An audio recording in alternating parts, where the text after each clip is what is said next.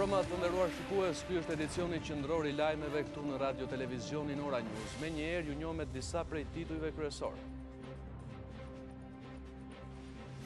Presidenti Ilir Meta kërkon nga KLD nisjen e rivlerësimit të gjithë gjyqtarëve në site dhe vendimet për dhunën në familje.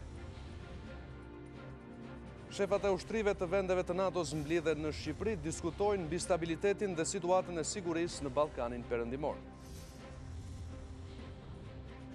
Testet e radhës të Koresë së Veriut me raketa bërthamore ndaj në grupe fuqitë e mëdha SBA akuzon Kinën, reagon edhe Rusia. Partia Demokratike paraqet në kuvend nismën e parë kërkon komision të posaçëm për reformën zgjedhore, votim elektronik dhe dënim të shitblerjes së votës. Ministri Gjiknuri vendos pezullimin e policisë gri, nuk do të lejohen kontrollet në rrugë, do të nisë procesi ristrukturimi.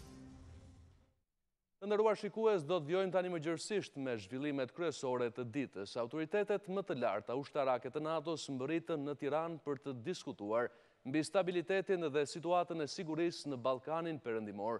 Për herë të parë të mbledhur në Shqipëri, 27 shefat e shtabeve të mbrojtjes të vendeve të NATO-s, kryetari i Komitetit Ushtarak të NATO-s, generali Petër Pavel, u pritën nga shefi i shtabit të përgjithshëm, general Bardhyl Kolçaku, në pallatin e brigadave në Tiranë. Në sesionin e parë, shefat e shtabeve të mbrojtjes së NATO-s do të diskutojnë edhe për angazhimin në luftën kundër terrorizmit, iniciativën për ndërtimin e kapaciteteve të mbrojtjes, si dhe ngritjen e kapaciteteve në Irak. Në fund të takimit në Shqipëri, shefat e NATO-s do të zgjedhin kryetarin e ardhshëm të Komitetit Ushtarak të Aleancës, i cili do të marrë detyrën në vitin 2018.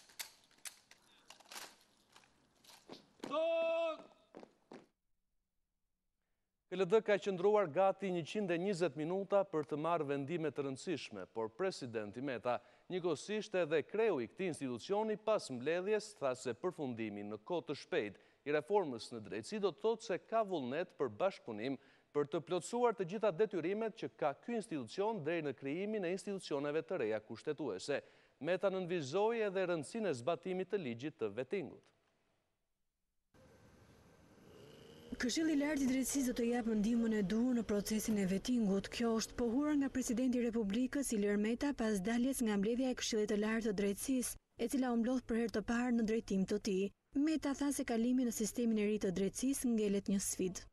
Vullneti për bashkëpunim, për të plotësuar gjithë detyrimet që ka ky institucion deri në krijimin e institucioneve të reja kushtetuese është maksimal dhe në kuadër të përshpejtimit të zbatimit të reformës në drejtësi dhe sidomos të zbatimit të ligjit të vettingut, por njëkohësisht edhe në drejtim të përballimit të sfidave që ka funksionimi aktual i sistemit gjyqësor, i cili natyrisht ka vështirësitë e veta drejt kalimit në një sistem plotësisht të ri. Në të njëjtën linjë me presidentin dhe gjyqtari Gert Hoxha, njëkohësisht dhe kreu Unionit të Gjyqtarëve, tha se KLD shpreu gatishmërinë për të ndihmuar në përgatitjen e akteve të duhura që do të rregullojnë modalitetet e rivlerësimit të gjyqtarëve. Këshilli i Lartë i Drejtësisë në këtë moment tranzicioni, sikur ndërtheksova, shpreu gatishmërinë që të jap ndihmesën duke ndihmuar këto komisione, të cilat me thënë të drejtën ende nuk kanë filluar nga puna për shkak të disa vështirësive teknike që ne presim të zgjidhen këtë javë, në mënyrë që procesi i rivlerësimit të gjyqtarëve të vijojë sa më shpejt. Me krijimin e Këshillit të Lartë Gjyqësor, institucioni parashikuar në paketën e reformës në drejtësi, KLD do të pushojë së ekzistuari. Po ashtu tema e diskutimit ishte edhe plotësimi i vendeve të mbetura vakant në gjykatat në Shqipëri. Kjo për të mos lejuar një bllokim të mundshëm por dhe vijim normal të punës në proceset gjyqësore. Një tjetër pikë që u diskutua ishte edhe raporti për dhunën në familje, si dhe inspektimet e nisura nga gjykatat për urdhat e mbrojtjes, pas ngjarjes së ndodhur një vit më parë në Fier, ku humbi jetën Liliana Ruko, e cila u hodh nga balkoni nga bashkëshorti, dhe vrasjes po nga bashkëshorti që gjyqtares Fildes Hafizi. Kryesia e grupit parlamentar të Partisë Demokratike ka vendosur që të depozitojë të hënën në kuvend kërkesën për ngritjen e një komisioni ad hoc parlamentar për reformën zgjedhore. Në fokus të reformës, sipas nënkryetarit Edi Paloka, do të jenë problematikat e zgjedhjeve që kanë të bëjnë me shitblerjen dhe manipulimin e votës, si dhe votimi elektronik.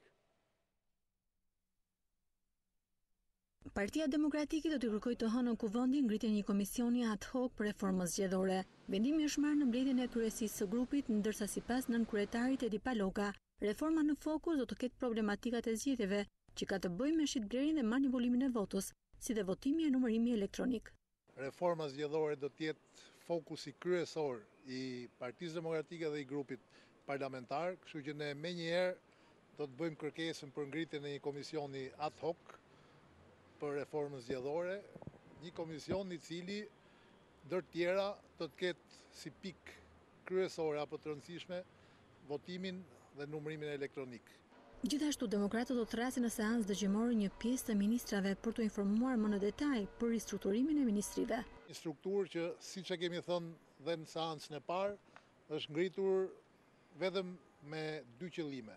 S'parit ju gjej punë ish bllokmenëve dhe pinjollëve të bllokut, dhe s'dyti të ketë një strukturë sa më të përshtatshme që paratë e shqiptarëve të kalojnë pa shumë probleme nga ato të dy ministrave kryesor të cilët do të kontrollojnë gjithë paratë e shqiptarëve, nga xhepat e tyre në xhepin e Edi Ramës. Në mbledhjen e kryesisë, Basha ka kërkuar nga deputetët që mos e cilësojnë punën si të pjesshme, por të angazhohen me disiplinë për të rritur eficiencën dhe opozitarizmin. Urdhrin Basha do ta komunikojë dhe në mbledhjen e grupit, ndërsa ka theksuar se ligjvënësit demokrat do të angazhohen çdo ditë në shërbim të qytetarëve dhe për këtë do të ketë një agjendë të përjashme takimesh në zonat e tyre elektorale. Në ditën e parë të punës, Ministri i Infrastrukturës dhe Energjetikës Damian Gjiknuri ka pezulluar ushtrimin e kontrollit në rrugë nga Drejtoria e Përgjithshme e Shërbimeve të Transportit Rrugor dhe strukturat e saj të varësisë. Pezullimi veprimtarisë së kontrollit në rrugë do të bëhet deri në ristrukturimin e këtij institucioni dhe miratimin e ndryshimeve të nevojshme të rregullore së zbatimit të kodit rrugor. E famshmja policia gri, e cila do të shkrihet që në mbledhjen e parë të qeverisë. Sepse arsyeja e ekzistencës këtyre strukturave e plot tjerave ka vdekur në fakt me kohë. Me fillimin e punës në mënyrë zyrtare, Ministri i Infrastrukturës dhe Energjisë Damian Gjiknuri ka vënë në zbatim deklaratën e kryeministrit Edi Rama. Me anë të një urdhri, ministri ka firmosur pezullimin e veprimtarisë së ushtrimit të kontrolleve në rrugë nga Drejtoria e Përgjithshme e Shërbimeve të Transportit Rrugor dhe strukturat e saj të varësisë ose siç njihet ndryshe Policia Gri. Ky vendim do të jetë në fuqi deri në momentin që do të bëhet ristrukturimi i këtij institucioni dhe do të bëhet miratimi i ndryshimeve të nevojshme të rregullore së zbatimit të kodit rrugor. Për zbatimin e këtij urdhri është ngarkuar Drejtoria e Përgjithshme e Shërbimeve të Transportit Rrugor dhe strukturat e saj të varësisë. Sipas shkresës së ministrit, pezullimi i kontrolleve nga Policia Gri po bëhet edhe për faktin se paraqet rrezikshmëri jo vetëm për jetën dhe shëndetin e drejtuesve të mjeteve që qarkullojnë në rrugë, por edhe për atë të kontrolleve të rrugëve. Pezullimi i veprimtarisë së policisë Gri është bërë edhe për faktin se shpesh ka mbivendosje me kontrollin e ushtruar nga organet e tjera, siç janë shërbimet e policisë rrugore dhe organet tatimore, duke sjellë shqetësime dhe pengesa në punën e operatorëve të transportit, si dhe abuzime ndaj tyre dhe shkelje të sigurisë rrugore. Policia Gri ka për detyrë që të kontrollojë automjetet e rënda që transportojnë mallra dhe pasagjerë.